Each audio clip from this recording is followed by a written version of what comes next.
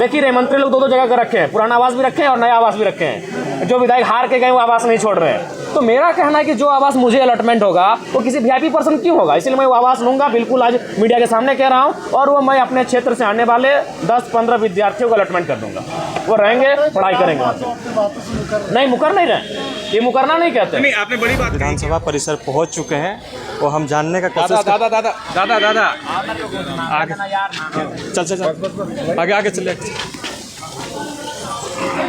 आइए।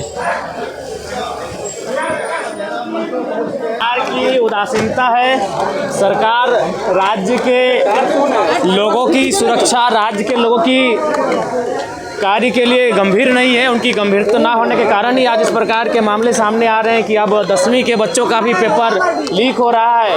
काफ़ी बच्चों ने हमें फ़ोन किया, वो काफ़ी डिप्रेस्ड हो चुके हैं। वो बार बार यही सवाल कर रहे हैं, भैया क्या होगा हम लोग का फ्यूचर। तो सरकार कहीं ना कहीं जो आम जनता है, आम जनता के जो बच्चे हैं, उनके भविष्य को लेकर गंभीर नहीं है। वो केवल और केवल जो बड़े लोग हैं उनके फैमिली को लेकर, उनकी सुख सुविधा को लेकर गंभीर है, जिस कारण आज ये 10वीं की परीक्षा में पेपर लीक होना उसी का परिणाम है। क्या कहेंगे, आज से सत्र की शुरुआत है जी। आशा तो यही करेंगे कि जिन वादों के साथ सरकार बनी है और जिन मुद्दों का आज इस राज्य की जनता बेसब्री से इंतजार कर रही समाधान होने का, राज्य की जनता जिन विषयों को चाहती है कि इनके समाधान होने से हमारा बेहतर भविष्य हो सके, हम चाहेंगे कि बजट उस अनुकूल पारित हो। मैया सम्मान राशि नहीं मिल रही है, क्या कहेंगे जयराम जी? देखिए, मैंने शुरू में ही कहा था, हालांकि हमें आलोचना का सामना भी करना पड़ा था मैया सम्मान योजना पर जो हमने टिप्पणी किया था, लेकिन मैंने कहा था कि ये क्षणिक है, ये क्षण भर के लिए, ये एक लंबे समय तक कारगर साबित नहीं होगी और फलस्वरूप सामने होता हुआ दिख रहा है। जो रोजगार है या फिर जो सहायता राशि मिलनी थी, वो उसका क्या मुद्दा उठाएंगे आप सदन में? निसंदेह सदन लंबा है और कोई ऐसे मुद्दे नहीं है जो छूटेंगे। धन्यवाद। देखिए जयराम आइए और ले लीजिए। शामिल हो रहे हैं, क्या प्लानिंग है, क्या रूपरेखा सोच कर आए हैं? बहुत सारे विषय हैं जिनको सोच कर आए हैं, जो राज्य स्तरीय हैं, कोयलांचल स्तरीय हैं, जिला स्तरीय हैं, और जैसे ही हमें अवसर मिलेगा उन विषयों पर वार्तालाप होगी, उन विषयों पर चर्चा होगी और उन समस्याओं का निदान करने के लिए सरकार पर प्रेशर बनेगा। पेपर लीक का मामला किस तरीके से? देखिए करिश्मा जी, पेपर लीक का मामला बिल्कुल जघन्य अपराध है।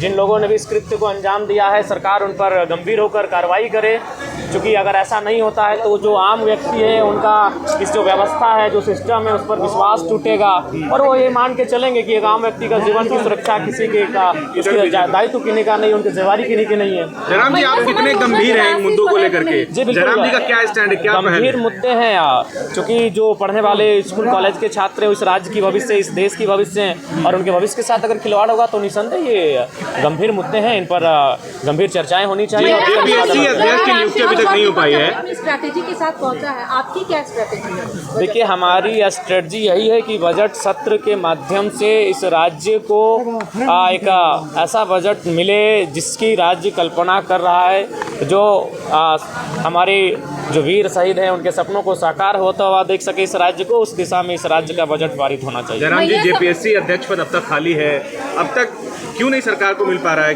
देखिए, इसके देरी पीछे क्यों हो रही है इतनी? क्या कोई लग रहा है? कारण होगा, जो कोई विशेष कारण होगा। आशा करते हैं कि सदन जब चलेगा तो जेपीएससी अध्यक्ष की भरपाई की मांग उठेगी सदन में। लेकिन जो युवा वो कह रहे हैं कि जयराम जी अब इन मुद्दों पर बहुत सुस्त हो गए हैं। देखिए, सुस्त का सवाल नहीं, हमारा अगर धनबाद पड़ता है, आंदोलन रांची में होता है, इसीलिए देखिए आंदोलन में जब भी हुआ तो रांची को हम लोग अपने रांची के साथियों के हवाले छोड़ें कि यहाँ के आंदोलन को देखभाल करेंगे, उपस्थिति देंगे और उनको उनका सहयोग करेंगे। मैया सम्मान योजना की राशि जो है वो नहीं मिल पा रही है लाभुकों के। देखिए, आप बिल्कुल, और शायद सुनने में आया कि बैंक का भी हस्तांतरण किया गया है, किसी दूसरे बैंक में इसे शिफ्ट किया गया है। उसके भी बहुत सारे कुछ ना कुछ कह सकते हैं, कुछ ऐसी घटनाएं विषय हैं, तो उनका कहीं ना कहीं मैंने पहले भी कहा था कि ये योजनाएं लंबे समय तक नहीं चलेंगी और फलस्वरूप वो होता हुआ दिख रहा है। मैंने पहले भी इसका सजेशन दिया था। जयराम जी, फिर एक बार आप चर्चा में आ गए हैं। पिछला जब आप विशेष सत्र चल रहा था तो आपने मंच कहा था कि मैं टीए दिए नहीं लूंगा। मैंने ये कहा था, आप एक बार फिर आप कंट्रोवर्सी में आ गए हैं। अपने आलोचकों को क्या जवाब देंगे? आलोचकों के लिए आप टीए डीए के लिए स्कॉर्पियो ले हम लीजिए। फिर कह रहे हैं, हम नहीं, पहले मेरी बात सुनिए। हाँ बोलिए, बिल्कुल बोलिए। उस दिन भर मैया सम्मान योजना पे चर्चा हुआ था। जी जी।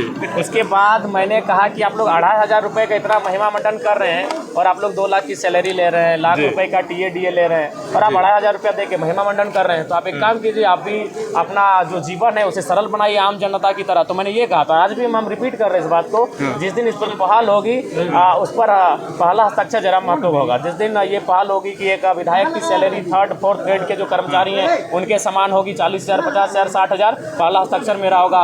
जिस दिन ये पहल होगी उसमें पहला समर्थन ही मेरा रहेगा। अच्छा, आप खाली पैर आए हैं, मैं देख रही हूँ आप खाली पैर आए हैं। हाँ, वचन है तो वचन को निभाना पड़ेगा, वचन वचन है। ठीक है। गाड़ी खरीदने पर सवाल उठाए जा रहे हैं। स्कॉर्पियो देखिए, मैंने फिर कहा मैं आवास भी लेने जा रहा हूँ, लेकिन मेरा तर्क जान लीजिए, मैं आवास भी लूँगा क्योंकि मैं किसी वीआईपी के भरोसे अपना सुख सुविधा क्यों छोड़ूंगा। मेरी राज्य की जनता गरीब है, लाचार है, बेबस है, यहाँ के छात्र प्रताड़ित हैं, परेशान है। तो जो सुविधा मुझे सरकार से मिलेगी मैं वो सुविधा लूँगा और उन्हें मैं रॉबिन हुड के तर्ज पर जनता को दूंगा। बिल्कुल, मैं आवास की भी सुविधा लूंगा। नहीं, हम नहीं लेते, लेकिन उस सुविधा का अगर हम आवास नहीं लेते, वो आवास कोई ना कोई सरकार का आदमी रख लेगा, कोई वीआईपी पर्सन रख लेगा। देखिए रहे मंत्री लोग 2-2 जगह का रखे हैं, पुराना आवास भी रखे हैं और नया आवास भी रखे हैं। जो विधायक हार के गए वो आवास नहीं छोड़ रहे हैं। तो मेरा कहना है कि जो आवास मुझे अलॉटमेंट होगा वो किसी वीआईपी पर्सन क्यों होगा, इसलिए मैं वो आवास लूंगा। बिल्कुल, आज मीडिया के सामने कह रहा हूँ और वो मैं अपने क्षेत्र से आने वाले 10-15 विद्यार्थियों को अलॉटमेंट कर दूंगा। वो रहेंगे, पढ़ाई करेंगे। नहीं, मुकर नहीं रहे, ये मुकरना नहीं कहते। नहीं, आपने बड़ी बात कही कि आप विद्यार्थियों को अलॉट कर बिल्कुल देंगे। बिल्कुल आप अमल करेंगे इस पर? बिल्कुल अमल करेंगे। मैं मुकर नहीं रहा हूँ, मैं कह रहा हूँ कि अभी देख रहे हैं मंत्री लोग 2-2 आवास लेके बैठा है भैया। कहीं उनको कोई कमी है, इतनी सुख सुविधा है। तो मैं अगर आवास ना लूँ तो किसी के हिस्से में चला जाएगा और किसी राजा के हिस्से में जाएगा, जबकि हमारी जनता गरीब है। तो मैं लेकर स्टूडेंट के बीच लेके जाऊँगा। आप आए तो इंटरव्यू लेने मेरे आवास में आ जाए। धन्यवाद, बहुत शुक्रिया। देखिए, जो है खाली पाँव आज भी जो है जयराम महतो आए हैं। जिस तरह से उन्होंने कहा था कि खाली पाँव आने की जो बात कही थी, अभी भी जो है नहीं, यहीं पे ही थे फोटो। देखिए, आज भी जो है खाली पाँव ही सदन के अंदर घुसे हैं। बंद करिए। नमस्कार, जोहार। अभी हम झारखंड विधानसभा परिसर में हैं और जिस तरह से जो है आज झारखंड विधानसभा का बजट सत्र जो है चलने वाला है, आज ही से स्टार्ट है। तमाम नेता मंत्री आ रहे हैं, तमाम विधायक आ रहे हैं और तमाम लोग जो सवाल कर रहे थे कि बाहर की दुनिया में क्या हो रहा है, वो सारी चीज़ें जो है आज सदन के अंदर तमाम लोग रखेंगे, तमाम विधायक रखेंगे और बहुत जल्द जो है यहाँ पे तमाम लोग भी आ रहे हैं। जयराम महतो भी आ रहे हैं, उनको विजुअल को हम आप तक दिखाने की कोशिश कर रहे हैं कि जयराम महतो बाहर में जिस तरह से जो है क्रियाकलापें अपनाता है, क्या सदन के अंदर जब जाते हैं तो क्या क्रियाकलापें अपना रहा है, देखिए पहले।